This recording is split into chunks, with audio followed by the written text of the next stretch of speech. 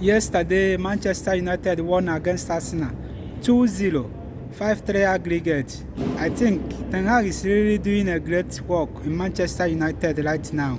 Their composure, their aggressiveness yesterday was top-notch. If they will continue like this, under pressure, I think they will go far this upcoming season. But my man of the match yesterday was Minor. That young lad is something else, terrorizing everybody. I think Ten Hag should also give him chance.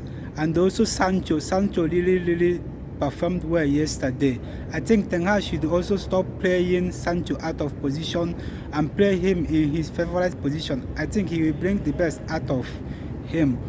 And talking of for Arsenal, I think Arteta really needs to do a lot of work now because he is a bit confused because of so many players in there now. He really needs to focus and know where to play each and every players and get the best out of them.